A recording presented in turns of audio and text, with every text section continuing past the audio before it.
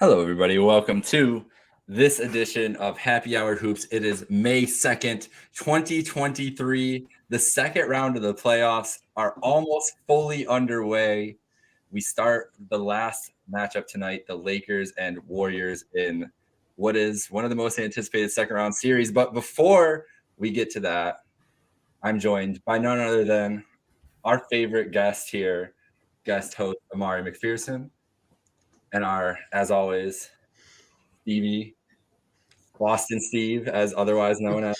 I was trying to go for it. I couldn't remember the city name. Yeah, you got to claim him now. It's been a rough Stevie Boston. For Stevie Boston. That's what I was looking for. It's been a rough couple days. It's been a rough couple days for Stevie Boston. Yeah, you claimed the city, and then rough couple days. City has to claim me. That's for sure. They're I don't know what they're claiming right now. They're claiming a lot of things. So we got to start there, guys. We got to start there. Last night I tweeted about it, and StatMuse confirms it. Was literally maybe the best game of James Harden's career when you take in age, setting, circumstance, everything. James Harden is not like a guy, like we've all grown up with James Harden. We're all around the same age. Like we've watched his ascension and watched his prime and now his, descent a little bit. But this felt like, it didn't even feel like, I don't even know what this felt like. It felt like James Harden, like the master of all his powers, kind of. I don't know how many times he could ever do this again, but that's what it felt like to me. How did you guys feel? We'll start with Steve and go to Amari.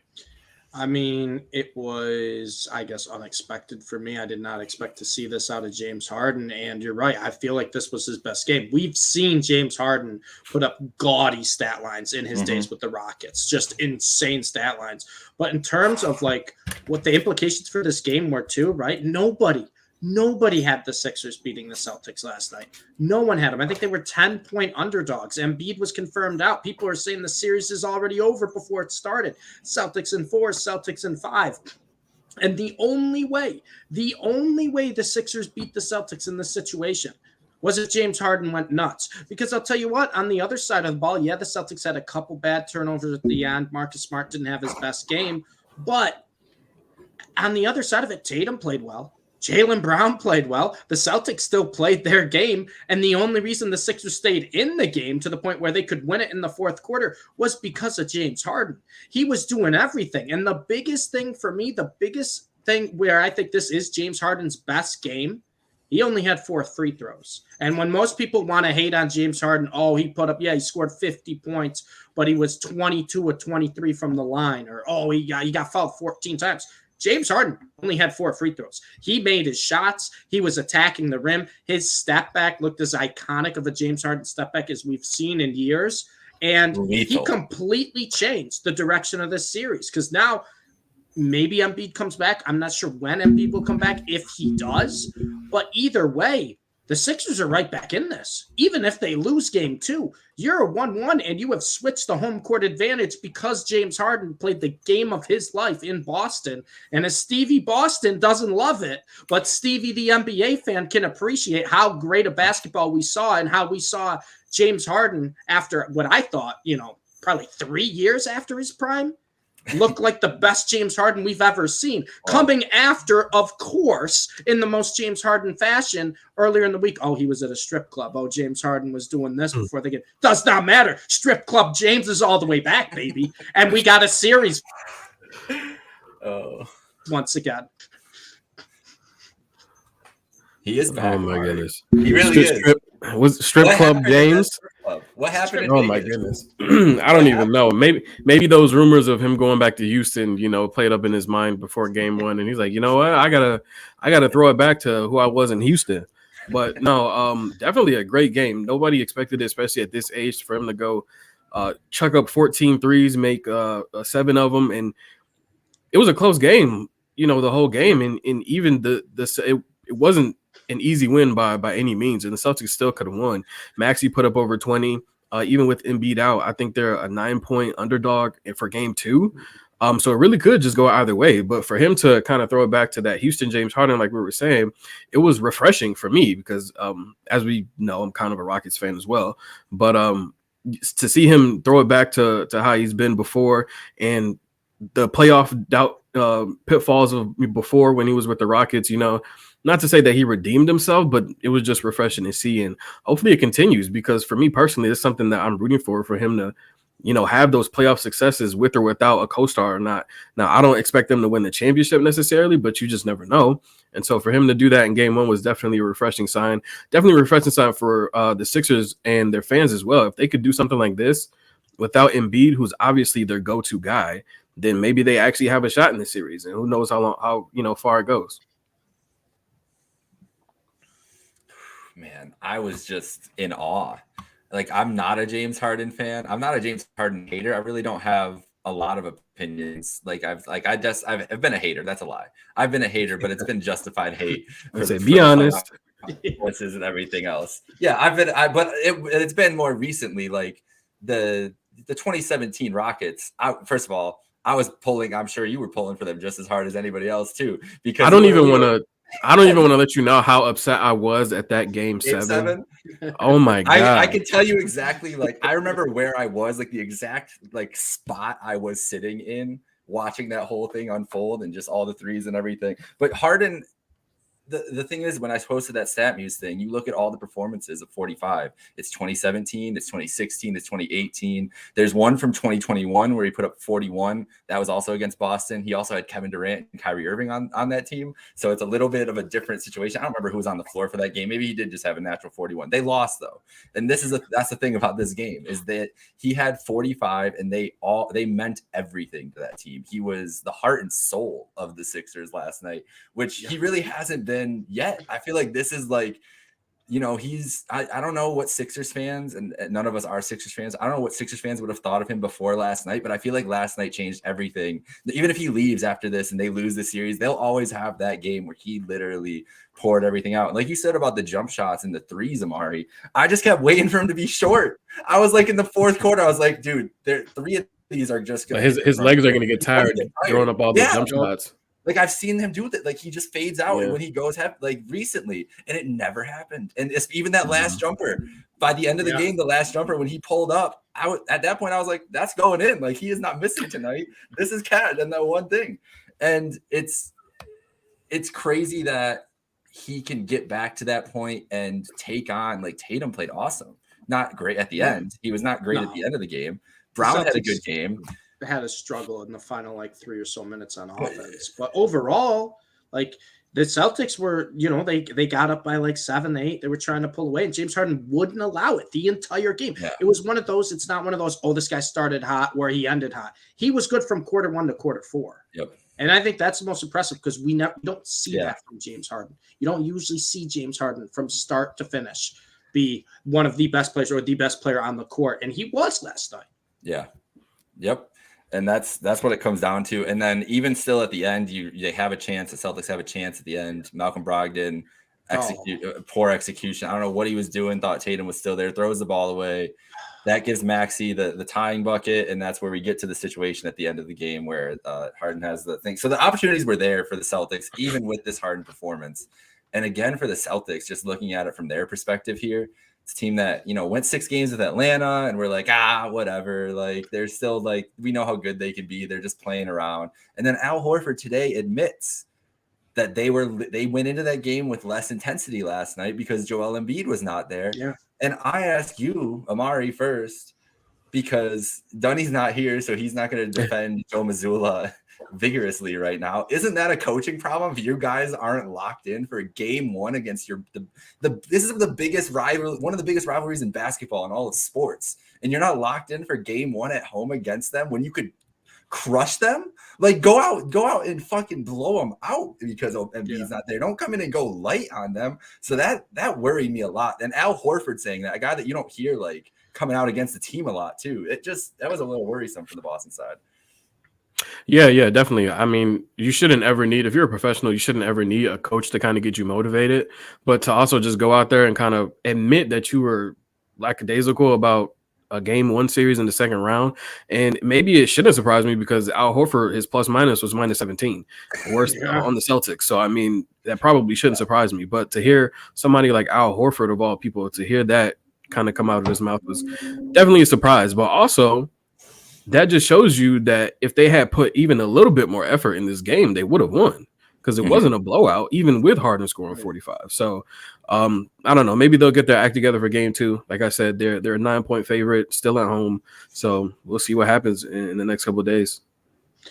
Yeah, I think you kind of saw glimpses of it in the Hawks series, right? Where the Celtics would have these big leads at halftime and have the big lead. And then all of a sudden the Hawks just come back and you're like, wait a second, this is a 6-7 point game. And some of those games you weren't really worried because in the back of your head, you're like, the Celtics are going to win this anyways. Trae Young stole a game. He stole a game. I believe it was it game 5? I think Trae basically stole with just making the shots at the end of the game. And this is like the third time we've seen it in the playoffs already. And I think the Celtics are the best team on paper. I think they have the perfect kind of team to build like a championship type team. However, this is like the third time we have seen the Celtics where either they've been up to a big lead or they just haven't came out with that 105% intensity. And that's the concerning side. That's a concerning side because I think that's when you can go back to coaching a little bit. But at the end of the day, I think Amari agrees. You shouldn't need a coach to motivate you like that. This is a Celtics team that went to the NBA Finals last year against the Warriors. This is a Celtics team that showed they can do it, that they can get there. And you don't think that these players want nothing more than to kind of get redemption and, the year after falling just short, win the NBA championship? It might just be in their head where they just think, we can cakewalk through the East. We're good enough to get through the East. And we have seen, whether it was in a couple games against the Hawks and then game 1 last night against Philly, you can't take anyone for granted in the NBA playoffs. All these guys are professionals. All of these guys got to the NBA because they could score 40 a night against anybody, whether it was high school, college, overseas, wherever. They're all talented. They all can do it. And you're going up against James Harden, who, as much as I don't love James Harden, for his career, he can be one of those guys if he wants to be. Yep. So you can't just take anything for granted. So I'm not too worried about the series overall for the Celtics because I just think they have the talent. They have the team that's gone there before. Definitely. They can kind of snap out of it. But this is like the second or third time we've seen these playoffs where the reason the Celtics lost a game is because it's just low effort in certain situations or just really stupid mental errors. You look at the end of that game, maybe the Celtics were upset that they didn't get, obviously, the offensive foul called their way. But what are you doing with Malcolm Brogdon's turnover there? And if people are going to blame Brogdon for just handing the ball to Tyrese, Jason Tatum should not be passing that up.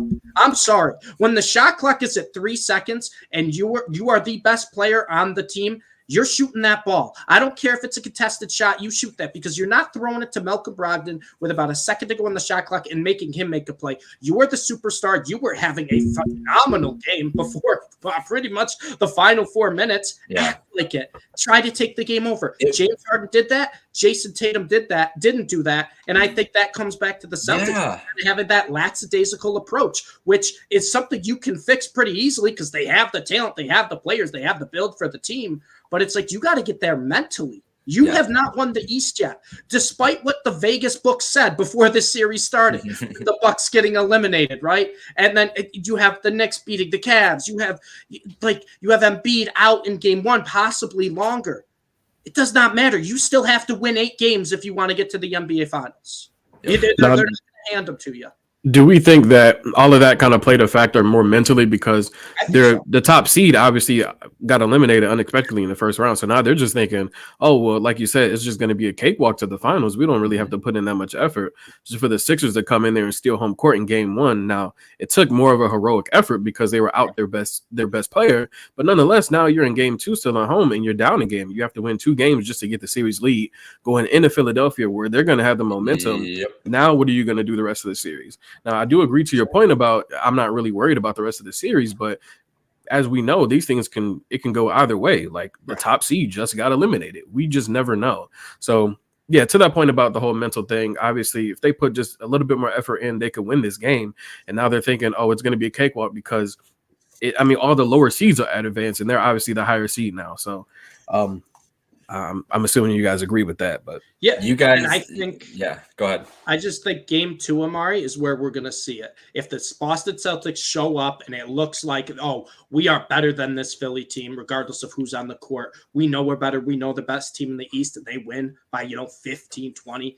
That's a statement win. But if we see the same old Celtics, I think that's when I get concerned. Because I've told you, I think this is a team that's perfectly built to win a championship, but you got to have the mental willpower. You got to say, we want it, not that, oh, we deserve to go back. We think we can go back. No, we want to go back.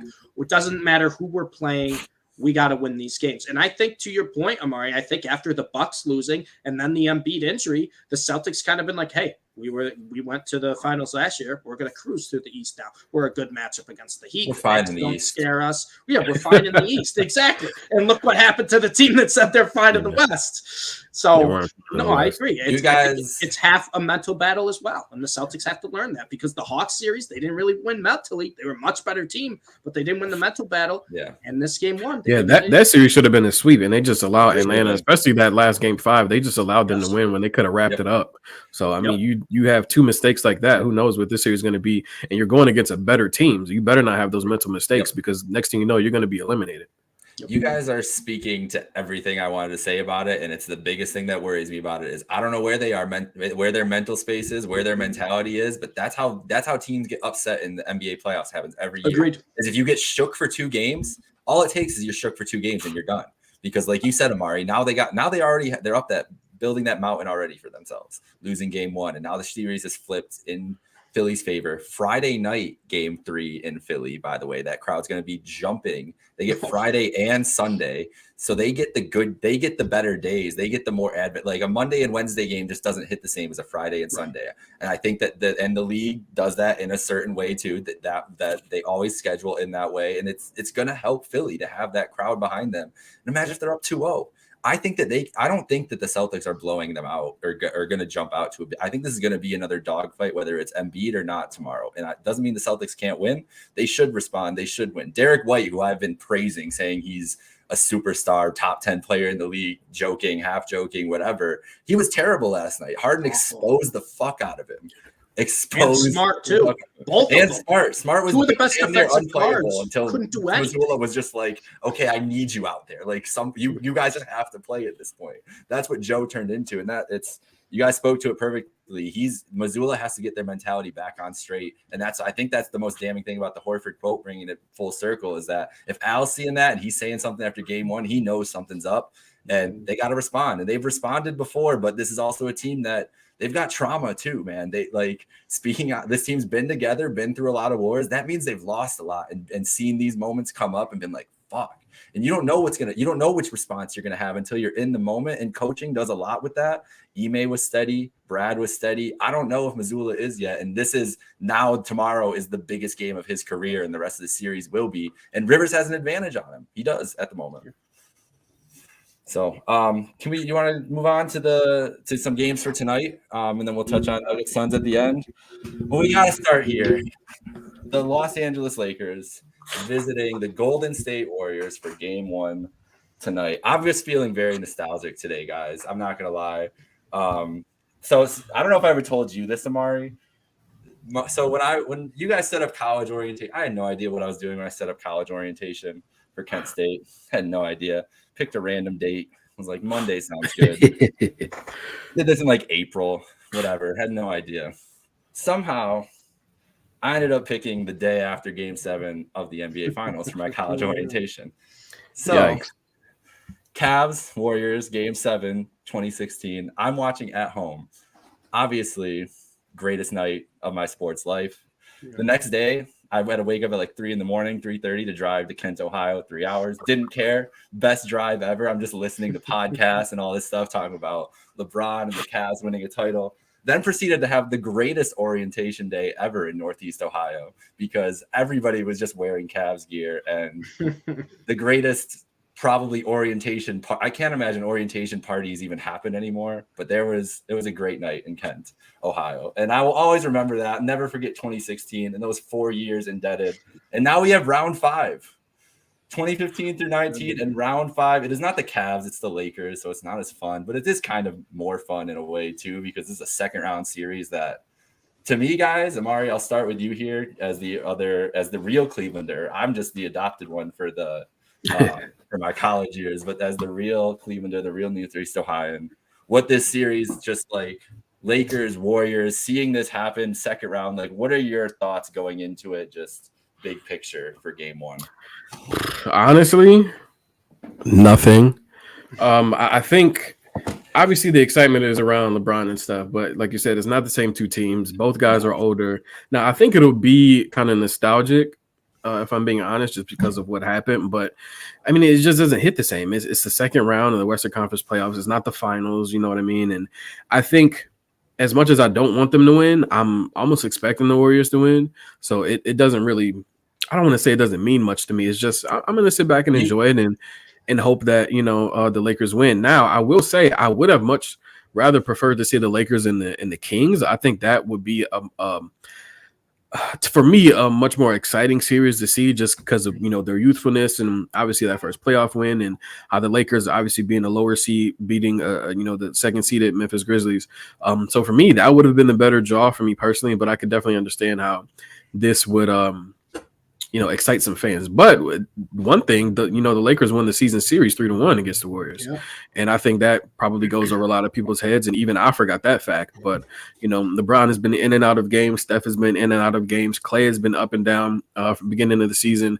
So I don't know. I don't really know what to expect. I know the Warriors have the favorite for the series and the favorite for tonight. I'm just hoping for a good game pretty much, and to see if the momentum that the Lakers had in that first round can continue for this round, because the Grizzlies and the Warriors are two different teams. I mean, the Grizzlies were great in the regular season, but they just kind of fell apart in the playoffs for a team that has, gelled together more than the Lakers, because the Lakers kind of came together last minute at the trade deadline, and they look great. Don't get me wrong, but I think the Grizzlies definitely should have won that series, but they look definitely shook. And now you're going against the defending champions, and they're not going to be shook, at all. So I think it'll be exciting. Hopefully it goes 7 games, and we'll see.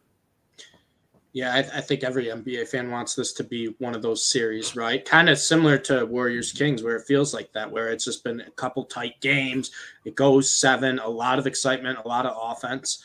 And I'm not sure if we're going to see that. I think the Lakers have been probably one of the best teams in the second half of the season. I said that. I thought they made brilliant moves at the deadline. I really like the look of their team now. It just kind of works, and it helps where LeBron doesn't have to do everything. He's been great, but he didn't have, a dominant LeBron series against the Grizzlies. He was good, but there were a lot of other guys that stepped up. And then you look at the Warriors, and the scariest thing about the Warriors is I think they're peaking at the right time. The Warriors are starting to play their best basketball. Which I hate. I know you do. I know both of you hate that. But they're starting to play their best basketball. Wiggins coming back has been a huge help. They won 2, not 1, but 2 road games, the final 2 road games against the Sacramento Kings. When the whole regular season they couldn't win on the road. They win that huge swing game in game 5. And then when they lose at 6 at home, you're like, okay, Kings are just going to win this at home in 7. Like, the Warriors aren't winning 2 straight on the road. And then they have probably their best game of the entire series in game 7, where we're talking about how James Harden in game 1 against Boston looked like, prime James Harden. Steph Curry put on a masterclass against the Sacramento Kings in game 7. First off, Steph, I want to apologize. I will never doubt you again. I was like, I told Jake before, I was like, I want to root for the Kings game 7. They're the new fun team, exciting team at home. I'll root for him. I'm like, this is nothing against Steph. I'm like, if Steph's going to make me eat my words, and what'd he do? He made me eat my words. I mean, he was hitting threes, but it wasn't just the threes he was hitting. He was running all over the court like the damn Energizer Buddy. He was crossing up everybody's ankles there. The one layup he got, I think it was like his second last basket of the game, where he got fouled 4 different times in that play. Every Kings dribbling through everybody. And he just gets through and then puts in the layup. I mean, it was a masterclass by Steph. The Warriors are they're the defending champs, and if you want a team that knows how to win, there's no team better than the Warriors right now, of a team that's just used to coming together as a group and winning when it matters. But I also think this is going to mean a little something extra. We say this all the time too, but off the court, LeBron, like, he's friends with these guys. LeBron's friends with Draymond. He's friends with Curry with these guys. It's going to mean a little something extra. I think it's going to feel more important than a second-round series. And maybe that's the NBA fan in me wanting it to be the case, but I really do think this is going to feel a little more special than just a second-round series. And I don't really have a prediction right now. I think I'm going to go Warriors as well, probably at least tonight in Game 1. And for the series, I think I lean Warriors. But this series, to me, is a series that is going to be great for all basketball fans. Because, you have fans that watch the NBA through the regular season like us, that know all the teams, know all the players. And then you have guys that care about 3 or 4 guys. And growing up, our generation, it's LeBron James and Steph Curry 1, 2. If you want to argue who the best player in the NBA is through our life, you can do whatever you want. But most important, LeBron James, Steph Curry, there's no debate about that. So to just see it potentially be the last playoff meeting between these two, it's just a juggernaut type series. I hope it goes 7. I want as many games as possible in this series. But I understand it's a little different with Lakers Warriors, obviously not Cavs Warriors. It's a little different there. But I feel like you just got to sit back and relax and enjoy this series, because these are not only 2 generational type players that are going to war against each other, and one, maybe potentially final playoff series against each other. This is also potentially could be a stepping stone to either of their final chance at an NBA title. Because if you win this series, and I know the Nuggets have looked great, and we'll talk about them later, but if you win this series, pretty good matchup where I think the West Conference Finals, regardless if it's Phoenix, Denver, LA, Golden State, whoever it is, I think that's going to be another war of a series. And all you got to do is get to the finals to win it. We've seen that. The East looks like it's having its own problems right now. But this is potentially not just a chance to beat the other guy in the series, LeBron versus Steph. This is a chance to be like, hey, let's go get one more ring. Yeah. And I think 100%. It's going to be fantastic for basketball. 100%. Yeah, you look at next round. If one of these teams get through and they play the Nuggets, who are up 2-0, you're not pick. No one is really casual NBA. The NBA just sphere in general is not going to pick against LeBron or Steph to make the finals in that scenario, no matter what. And maybe that's just another cap in the disrespectful Jokic he's going to get tonight. When Joel Embiid's named MVP, I'm sure that's not going to cause any issues anywhere. No one's going to feel any type of way about that. Denver's going to win Game 3 by 25. If that happens. He said he doesn't care. What do you mean? Yeah, he did, but until he does. Okay. Exactly. But yeah, that's a great point, Steve. These two understand the moment they're in. That's the thing I think I'm most excited about when I talk about it's not the same, but just the fact that Steph and LeBron know what this means, what it means for everything you just said, all the stakes that are at line, but also the legacy thing at stake with them. LeBron, especially being 1-3 against Steph, is probably feeling some type of way. And especially with his Lakers tenure, I mean, they have a title, but obviously is not gone how anybody has thought it's going to go on. I think, Complex put an article out that this means more for Steph. And I think there's way more pressure on LeBron to get something done as a Laker here in what is the biggest non-final series that he's had there. Because if he lose, what's going to happen if they lose. If the Lakers lose the series, what happens. We know how this turns out for LeBron's just the general consensus on LeBron is if he loses the series to Curry. And he won't get as much credit for beating the Warriors if it happens either. That's just how these things go. I think Curry is deserving of that credit if the Warriors move on 100%. But it's just how this thing has played out for 20 years now. And I think that the pressure is squarely on them on the road tonight. who knows? LeBron usually sits back for these game ones, but maybe this is a game one more like where he's gonna come out guns blazing and try to set the tone and get a lead in this series. I really don't know what to expect from this, like basketball wise at all, like these teams matching up, because I think, did they play after the trade deadline? Maybe one game after the trade deadline they played against each other, but most of their matchups were earlier in the year. So this is really like the first look we're having with the new look Lakers at full go against the Warriors, who are full strength. Yeah. I think the biggest thing for me, if you guys want to touch on any one last thing, Kevon Looney and Anthony Davis. Looney might be able to dominate Davis for stretches in this series, and I think that's what's going to end up being the difference. Honestly, I'm just remembering Mitchell Robinson, just seeing the trauma of his offensive rebound. But Looney's going to do the same thing, and Davis is not going to have a good game every night.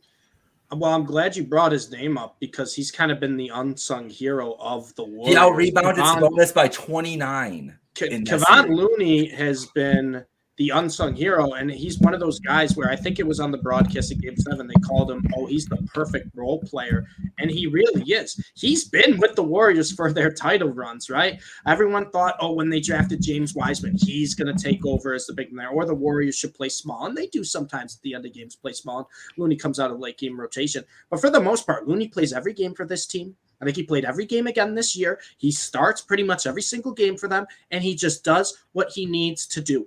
And he stepped up big time in the Kings series. You said he out-rebounded Sabonis. Looney averaged 15 rebounds a game, 4 assists. I think he was getting a decent amount of offensive boards, and he doesn't need to do anything else to score. He just needs to be that body down low. He needs to get the boards, and it's one of those eye test things too. When you watch that Kings series against the Warriors, there were just so many second chance buckets the Warriors would score be off of a Kevon Looney offensive rebound. And he's one guy who I think deserves a lot more credit than he'll ever get. And he'll never get this credit. He's not a household name. He'll never be a household name. But Kevon Looney is part of the reason the Warriors can create the type of team they can, because they have a guy like that. Doesn't matter. He doesn't need to score. He doesn't need the ball in his hands. When he gets it, he's looking to pass to an outside shooter. But he is one of those guys who's a big body down low. He can get rebounds. He's very, very smart with kind of how he gets his rebounds or how he plays defense. And he's someone who just has great on-court awareness, but is also just a monster down low. And I'm glad you brought his name up because he's someone no one else talks about, right, Jake? But he was probably the main reason the Warriors won that series. He was awesome. He probably was. He neutralized Sabonis, both offensively and defensively. Awesome. And he does it. He always is like this in the playoffs. He's so smart. I didn't know that he was a 5-star prospect, which explains a lot of like the athleticism and everything else. And he had a lot of injury issues. And there was a big story in the New York Times a couple of weeks ago, actually, about how he's embraced like yoga. Him and Moses Moody are like yoga buddies, and they do it every day before practice and everything. But just like the attention to detail that he realized, like, I'm getting injured all the time. I can't be effective. Like, what do I need to do? And found a way to be an impact player on the Warriors for this whole time. And he's been such a key part to this run and everything else. And I think he'll have a huge impact, just with, because it really, Amari, if AD is, if he plays to his standard for 5 of 7 games, they should win the series. He should be theoretically the best player in this series, right? You're muted, Amari.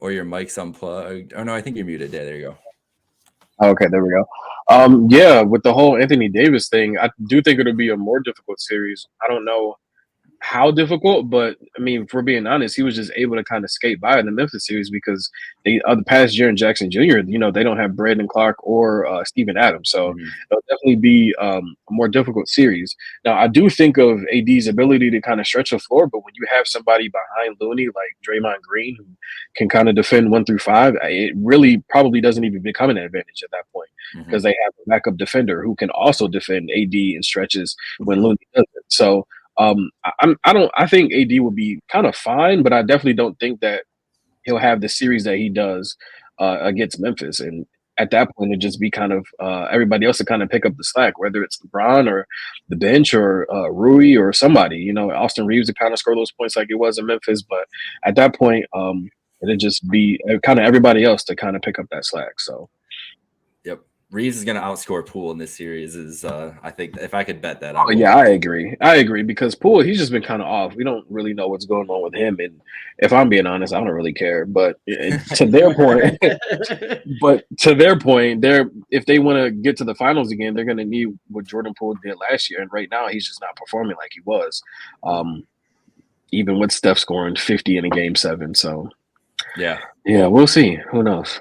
It's going to be fun. I can't wait for tonight. Let's get to the other game tonight. Heat Knicks game 2. We were on here, Steve, or maybe we were on here. I don't know. We were on here last week talking about game 1, right? And we were saying what we thought of the series. And I said, I think Knicks will take game 1, then the Heat will rip off 3 straight because the Heat are going to take this series over, but they're not going to be ready game 1. And what did they do? Completely took over game 1 and just made. I was telling Amari before you jumped on here, Steve. That game the other day just made me so much more mad about the Cavs series because I was like, the Knicks can look like this? Like, wow, how can the Knicks look like this? Jalen Brunson can miss floaters in the lane? That's crazy. Like, what are we talking about? But it's just a credit to the Heat. The biggest question mark at this point, Steve, is what we're going to get out of Jimmy Butler. He rolled his ankle up. Any news on that? Playing tonight. He's out tonight. He's out. Jimmy's confirmed out tonight. Jimmy's not playing, and I believe Brunson, who was also questionable with an injury as well, he is going to play tonight, I'm pretty sure. Yeah. So that could be a big swing in the series. The biggest thing for me in game 1, and I get it, playoff Jimmy has been fantastic, but we all saw him roll his ankle. We all saw him on the court in pain. And he came back and he made 2 free throws, and then they left him in the game. And it's a close game. If you're the New York Knicks, what are you doing?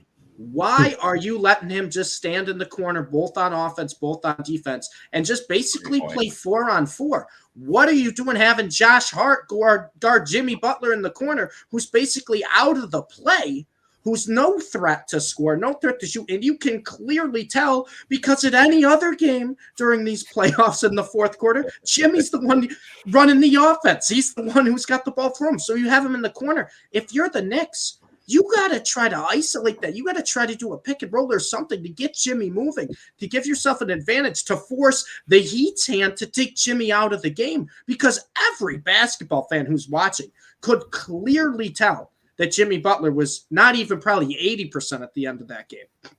So if you're the Knicks, you got to do that. I also, too, want to say this is a must-win game for the Knicks. No Jimmy Butler. You have to win this game at home. It's nice that Jalen Brunson's playing. I believe I don't know anything about Randall. I'm assuming he's not playing. And then you got RJ Barrett, who you guys can cover your ears for this, was sensational against the Cavs. It was the RJ Barrett that we wanted to see take the step of this regular season. And while he waited the whole 82 games of the regular season to take the step in the series against the Cavs, something that I didn't expect and something I don't think a lot of people expected. So I think tonight, with no Jimmy Butler, who's not only, carried the Heat, playoff Jimmy, he's also one of their best defenders. You got to have a good game out of RJ Barrett, and especially with Brunson, who's, even though he's nursing an injury, Julius Randle didn't play last game. I don't expect him to play this game. It's got to be an RJ Barrett game. You have to win this game. You can't go out down 0-2 and go to Miami. So you just can't. Mike Breen earlier an hour ago on ESPN Radio said that he's fairly confident all 3 of the questionable guys are going to play, but Butler's obviously out. So he was wrong. So I don't know about Brunson and Randall. He would have more knowledge on Nick's side, obviously. I would assume Brunson plays, Randall doesn't, but we could see all 3 play, or both of them play. I know Jimmy's out. I saw that was just confirmed, but it's one of those things too. You also look at this Miami Heat. Randall's on the court right now 6 minutes ago, so that's a good look. And I think Brunson's on the court as well. The Knicks, it makes sense. I thought they might sit Jimmy, and it makes a lot of sense to sit Jimmy for this game because you're already up. You already stole the game. Get him rest until when do they play again? They play Friday night, I think, Thursday night. I think it's Thursday night. Yeah. Thursday night, and then they play Saturday afternoon. So it's also like 36-hour turnaround. He might not even play game 3, honestly, depending on how this goes. He's got to play, or Bam's got to step up. Well, that's the thing. Have Gabe Vincent try to be your offense. That's what I was going to ask. They don't have Hero. The hero's out for the whole playoffs. It's going to be Lowry then. Lowry played awesome in game 1. Yeah. It's got to be just because he's the veteran. Like I don't expect Gabe Vincent to score another 20 points. You know what I mean? So for Lowry to score 18, he's going to have to go back to that Toronto Kyle Lowry and kind of take over while Gabe Thompson, you mean? Yeah. Dude's electric. I'll never Yeah. forget the pull-up three. I'm sorry. I'll just never forget that he hit that shot in that moment against Milwaukee. Like, I was just never expecting as he was pulling up during that game. We talked about it last week, but as he was pulling up in that game, I was like, Gabe Vincent's about to take this in transition. Right. And my opinion changed of him forever on that. But I'm with you. I don't know. It's got to be like, it's Lowry. Lowry had a good game one. Offensively, though, can he turn it back like a Harden turned it back last night and everything else? I don't know. But, like, if it's any night to do it, bro, it's tonight, right? Like, turn up, just run that Bam and put Randall with his bum ass ankle in that Bam and Lowry pick and roll and just go. Yeah, throw him out there and let the Heat take advantage of it. Yeah, exactly. That's what you need to do. Exactly. I mean, I don't know, man. I'm like, I kind of want to put money on Miami to make the finals, like, even depending on how Jimmy's ankle turns out. But, like, the way Boston looks and the way the Heat look right now, could you imagine? Like, Jimmy's just going to mentally bully either of those two teams right now. And if it's Philly, it's a personal vendetta for him. It's personal no matter what. Yeah. They lost in Game 7 of the Eastern Conference Finals last year. But if it's Philly, it's really personal. The Heat scare me. It's really just Jimmy turning his ankle is the biggest, I think, storyline in the NBA at this point, because it changed the whole playoffs the way he was going. I mean, he's been the Miami Heat. He's been the Miami Heat. Man. All right. Any other thoughts on this game too tonight, or can Steve give us the breakdown on Nuggets Sun? Because me and Amari go to bed, and apparently Steve, I don't. He doesn't sleep. Yeah. You got to let us know what happened. Yeah. See, I tried game one. I fell asleep though. Last night I didn't even try. It was 10 o'clock. Yeah. And I was like, I'm bad, man. I'll know when you fall asleep, because the Happy Hour Hoops group chat will get a little quiet. I'll be freaking out to something in there. No response. I'll wake up. Quiet. That's the funny part, is I'll wake up at like 4 a.m. like on my couch to like 6 messages from Steve flipping out about whatever the late game is, and I was like, motherfucker, why am I like, I missed it? But yeah, the biggest thing I think we could say about the game, and I was talking about this before we went live, the Nuggets won 97-87. They held the Phoenix Suns to 87 points. And I know we have had our concerns with the Phoenix Suns, saying they don't really have a deep team, but they have Kevin Durant, Devin Booker. You held that team to 87 points. That's a victory in and of itself.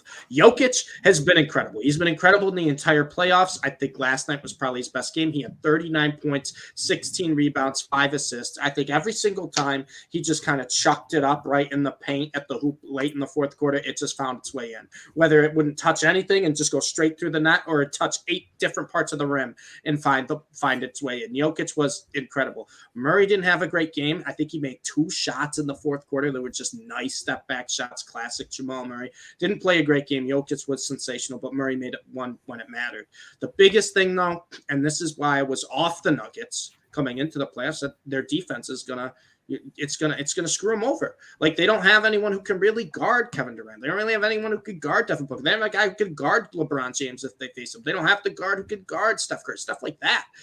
And the Nuggets showed, they have the defense against Minnesota. Yeah, they let kind of Anthony Edwards get his a few games. For the most part, it's pretty good defense. But these first 2 games, game 1 and now game 2 especially, was an unbelievable job by adjustments in the second half on the defensive end of the court. And that's where I am kind of eye-opening shocked at how well the Nuggets are playing, because we all know what Jokic is going to do. We know Jokic is going to put up those numbers. We know he's going to make those circus shots. We know he's going to make those circus passes. It's Nikola Jokic. He's the back-to-back MVP. We already know that. We know what to expect. Jamal Murray, even though he didn't play great last game, he's looked closer to bubble Murray than not in these playoffs so far. We know that. Michael Porter Jr., he's a streaky shooter. He'll hit the outside shots. Aaron Gordon, a solid role player. Caldwell Pope's been playing pretty well this series. Actually been very good defensively, but he had a good offensive game as well, and he's making his shots. So we kind of know what they are offensively, but they were a giant question mark of the Nuggets is what they're going to do defensively. Are they just going to get into these boat races with these teams where who can score 121st wins? And that's the opposite. They held the Phoenix Suns to 14 points in the fourth quarter. And not only did they hold the Suns to 14 points, yes, Devin Booker and Kevin Durant are going to take a lot of shots, and KD didn't play great, 10 of 27 from the floor, 2 of 12 from three. But the Nuggets late in the game, when they were finally starting to pull away, when the Suns, I think they were up 5 going into the fourth, or the Suns were up 5 at the start of the fourth, whatever. And right off the bat, Nuggets went on a run. They get up like 6-8 points, and they're kind of trading baskets. And then all of a sudden, the Suns down to 2 seconds on the shot clock, campaign, panic 3 in the corner. It's just uncomfortable shots that they don't want to take. Devin Booker with 4 guys in his face. Stuff like that, where the Denver Nuggets defensive adjustments in game 1 and game 2 not only said, oh, they're a threat to win this series, they're a threat to go all the way. Because that's been the biggest concern, was the Nuggets' ability to play defense against these teams that have these type of superstars. Can they match up against them? And I don't know what happens at halftime, but we've seen back-to-back games. Throw that out, Minnesota. I didn't really expect them to be a threat against the Nuggets. I've seen back-to-back games against the Phoenix Suns. The Phoenix Suns, who I believe were the favorite to win the West before these playoffs started.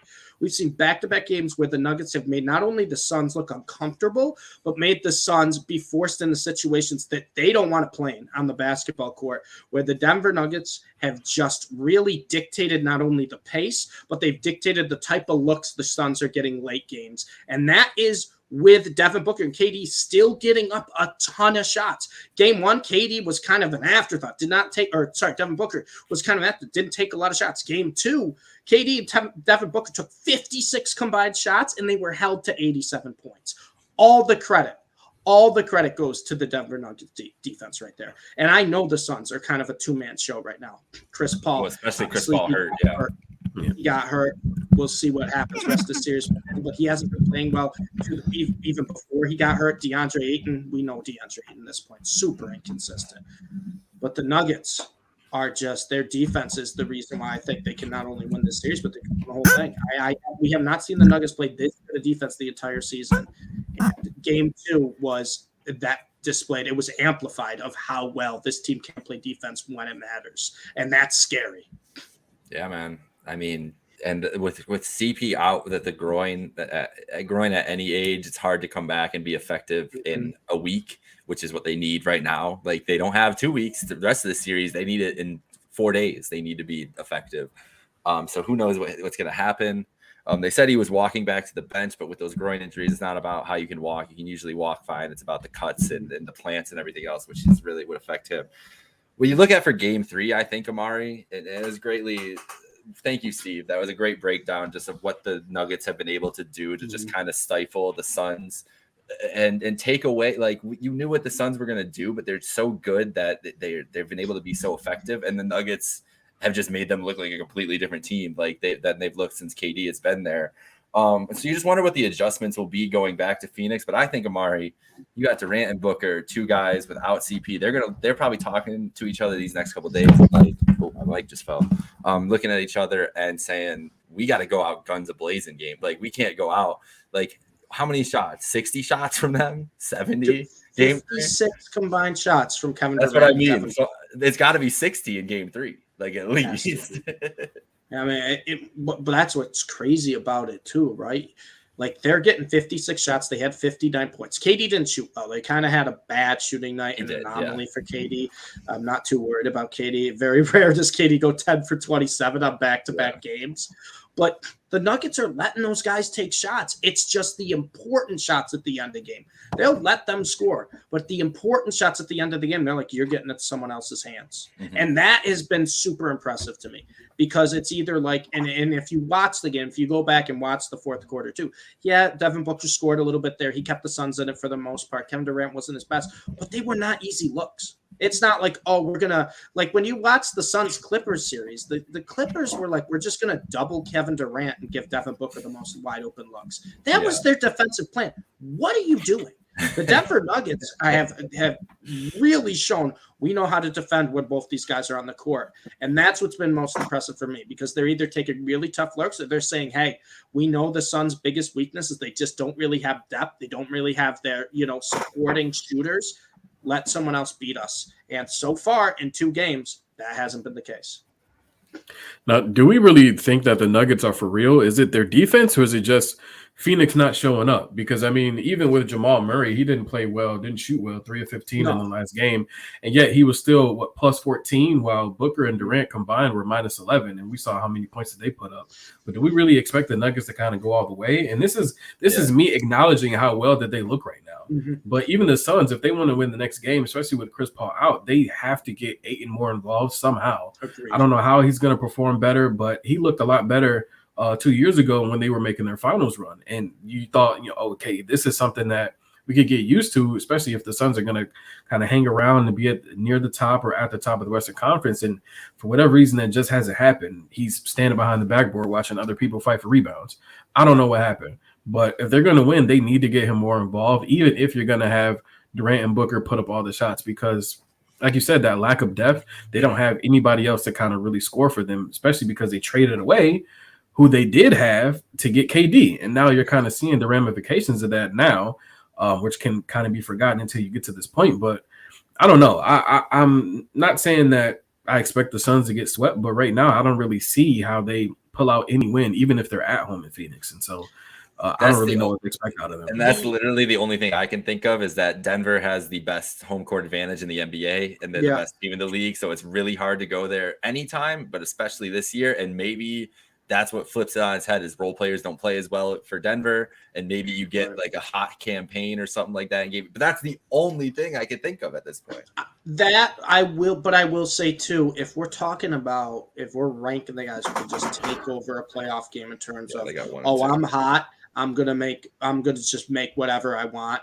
No matter what the defense is, it's going in. Devin Booker and KD are both near the top of that list, right? The only other ones maybe you put ahead is maybe Steph Curry and then playoff Jimmy Butler at this point, right? But those are two of the guys near the top who are like, if I'm hot, it's just going in. And we have already seen that in the Clippers series with Devin Booker, where the Clippers were like, we're just not going to let KD beat us. And Devin Booker's like, I'm just going to beat you. Anything I want is going in. So I think that's the way the Suns can get back in, right? Because then you'll have the home crowd behind you. It's much easier with the momentum, too, when you have a hot superstar shooter like that, when they're just feeling it, when they're just chucking up from whatever, heat checking everything, and it's going in. That's when you can really kind of gain momentum and put the Nuggets in a tougher spot. But I'll say right now, Amari, I just was I had my doubts about the Nuggets. I was very disinterested in them, but I didn't think the Nuggets were really that enticing of a team or exciting team. I was like, yeah, we know they got Jokic, the back-to-back MVP. We know Jamal Murray's very good, but the other role players, they go up and down. Like, it's an okay team. I just don't think they'll put it all together. And Minnesota series, they looked really good, but Minnesota, I was like, it's the Minnesota. These first two games in Phoenix, it's not just how the Nuggets or it's not just that the Nuggets have won, it's how they won. It's the adjustments it's made. It's how they've looked kind of night and day from the first half to the second half of games on the defensive side of the ball. And that to me is really kind of a wake-up call where like, hey, the biggest concern about the Nuggets coming into the playoffs is if they can play this defense. And I know they still got to win 2 more against Phoenix. They still got to go to Phoenix. And then no matter what happens, they're either facing Curry or LeBron. Regardless of what happens, you have to go through one of those guys. The defense looks good. And I'll tell you what, right now, there's not many teams that have anyone who can stop Nikola Jokic, and DeAndre Ayton is not that guy right now. You are not that guy, pal. DeAndre Ayton has not been that guy, and I don't think he will be that guy. So if the Nuggets can keep this defense up, like we said, they held the Suns to 87 points with KD and Devin Booker. I don't care who else is on the team. That's a win in itself. The Nuggets have really opened my eyes where they might be a legitimate threat now. And we're starting to see it too, where finally, after 3 weeks, the betting odds, the books are finally starting to respect the Nuggets, where they were, I think, before this series started, 9.5 to 1 to win the NBA Finals. Now down to like 4 to 1 or something. It's the Nuggets are not only, all winning games, they're passing the eye test. And that's the biggest thing we've never seen from the Nuggets before in previous playoffs. They're passing the eye test finally. All right. The real question I have for you, Steve, is how's Meerkat feeling as he's not here? Meerkat's feeling pretty good. I haven't. I haven't seen Meerkat in person in a few days. I know you Unfortunately, haven't. he got sick. I've talked to him a little bit. He's feeling pretty good. He doesn't seem worried right now. He's loving how Jokic is going. He was a little upset though. He was a little upset after last night because he had a same game parlay that would have hit, but Jamal Murray couldn't hit a three. he couldn't hit a three. He was 0-9 from three. But other than that, Meerkat's feeling really good. And the one thing Meerkat pointed out to me, which I think, after he pointed out, I kind of realized Kentavious Caldwell-Pope's playing pretty well. He's playing pretty well. And when he plays pretty well, he's probably the Nuggets' best on-ball defender. And if he's making his open shots, because teams are going to leave KCP open to shoot threes, that's scary, man. Yeah, KCP, you talk about that defensive side.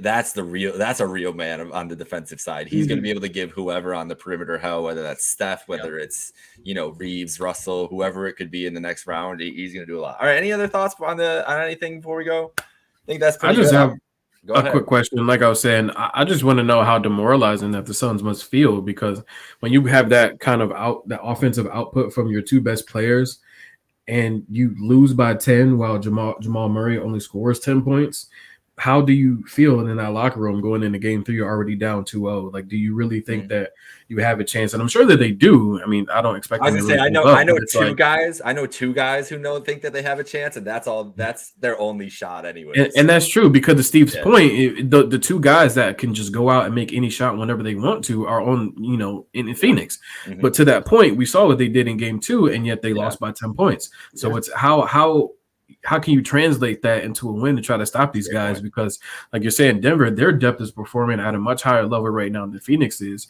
So how are you going to stop them, especially having the 2-time MVP, and still kind of, sneak out a win when two of your best guys are performing, even if they're not shooting well, they're putting up the points that you need to win, and yet you still come out with the loss like that. So it's kind of like, I mean, where are you mentally? I think they need someone else to step up a little bit, just take a little bit off. And they do, and that's why I brought up Ayton, because it's like, if you're not going to have Chris Paul, we've seen what Ayton can do. It's just that he doesn't do it often enough. And if they're gonna get at least a game 3 win going into game 4 with a little bit of momentum, they need him to do a lot better, even if it's not necessarily like, whoever you want to pick, but it's just like they just need somebody down low to kind of help them along. Throw them some lobs or something. Some offensive rebounds like Looney to get them some second chances, like we saw Mitchell Robinson. Unfortunately, we keep bringing him up, but they need something like that, and to give them some more chances. And not only just the rebounds, they need Ayton to at least play a little more aggressively offensively, because guess what? Jokic is guarding you. Get him in foul trouble. Force Jokic to go to the rim. Force Jokic to play that defense. Make him work. Make him tired. Make him uncomfortable. Because when the Minnesota Timberwolves, even though they didn't play great, when they found a little bit of success, it was taking the ball to the lane. The Phoenix Suns are just taking jump shots right now, and I get it. When you have Devin Booker and KD, you can do that. But you should attack the rim. Make Jokic play defense down low. Get him in positions. Because I'll tell you what, too. I love Nikola Jokic, but when he gets in foul trouble, when he's getting attacked under low, it's a head case for him. He gets flustered. He's always arguing with the refs. It's getting in his head. It gets him frustrated on the other end of the court. And B, too, like Jokic has gotten in foul trouble before, especially in the regular season. You just got to attack him. But that's another thing. And I don't want to go back to where we talked about the Boston Celtics, but that's a mental mindset thing for DeAndre Ayton. Look at this guy. He is a giant, man. He's 7'1". He's like 270? Like, this is a guy. Get in Jokic's way. 7 foot 250. Go after Jokic. Make him defend you. And we haven't seen it from Ayton yet. And like you said, Amari, I mean, we've seen glimpses of it before, but that's the guy they need to step up, because we just don't see it consistently enough. And we've seen it in spurts where, like, Ayton can do this. And you talked about it, the last playoff run, we saw Ayton take a little bit of that step. I know that he's kind of the third or fourth guy technically now after Booker, KD, Paul, but he's got to have that mindset with, I'm going up against arguably the best center in the world right now, Nikola Jokic. I have to show him that I'm here to play too. Yeah. We got some breaking news. I don't know if anybody else knows. Joel Embiid has officially been named MVP. Hey! There we go. It's official now. There we go. I don't think it's a shocker to anyone. He kind of earned it in the second half of this year. And like I said, too, they're not giving Jokic 3 straight. No chance. Yeah. No chance they were going to give him 3 straight. We're not going to have another Larry Bird. But well-deserved, too. It was one of those things where I think Embiid got MVP as well for his play over the past 3 seasons. We talked about this a few times on the pod where he was one of those guys, Giannis, Jokic, Embiid, where they've just been some of the most dominant players for 3-4 seasons. It's just a matter of time. I'm happy that he got his. You can't tell the story of the last 5 years without saying those 3 names when you're talking about it. And yeah, it's well-deserved. Hopefully he's back tomorrow too. Hey, I'd like to see him. That'd be a fun series. That'd be a fun game because Celtics back against the wall, and now Embiid's back. And just the Boston crowd giving it to him after he gets named MVP. It's gonna be a fun atmosphere. So, hey, congrats, Joel. Hey, maybe Jokic is mad though. You think he cares now? I say, hey, look out, Phoenix, because you're already down 2-0. Now you're gonna lose by 30. Did you see the voting at all too? Did they release that yet or no? No, I didn't see it. Yeah. Okay.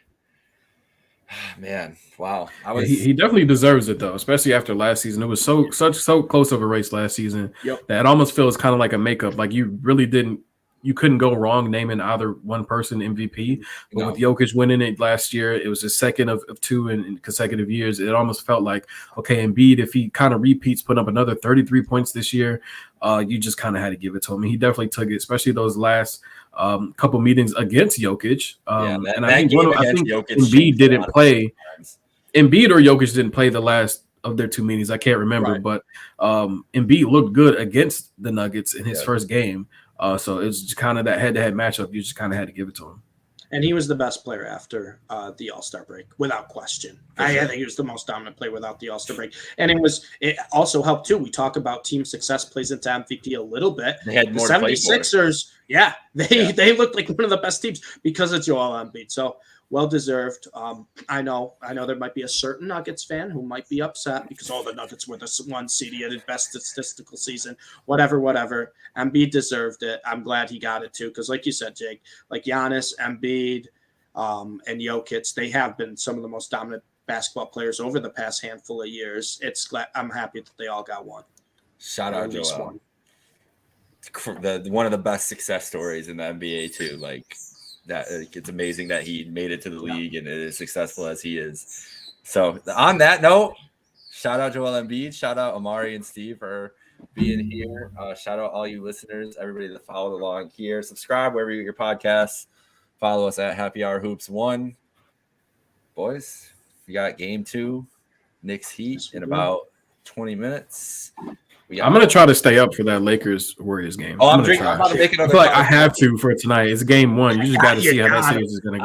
I was literally saying earlier. I was like, I'm 26 years old. LeBron and Steph 38, 35. This might be the last time ever. If I can't for 7 nights stay up till 11:30 Central Time, what am I? What am I? I honestly do think it's a crime. Like, what are they doing? 10 o'clock on a weekday? What are we doing? You know what? I should have put this in news and notes. You want to know one of some of the best news of the day is NBA Finals games will not start at 9 Eastern. They will start at 8:30 this year again. Oh, that's fantastic! Isn't that amazing? Shout out Connor. Shout out JBC. Hell yeah! But yeah, 8:30 starts, guys, and that's 7:30 for me. I'll be done with finals games by 10 o'clock. Oh my god! But those games, those games end at like midnight, like Eastern. I know. That's fucking crazy. And it's the final, so you have to stay up the entire time. Yeah, you're locked in, and then you're so tired after because you're like, I had so much adrenaline, and it's like, shit, I gotta wake up in 5.5 hours. Right. Oh man. So yeah, that's a great poll there. But yeah, all right, boys, let's enjoy the night. Have a great night, folks. I got nothing.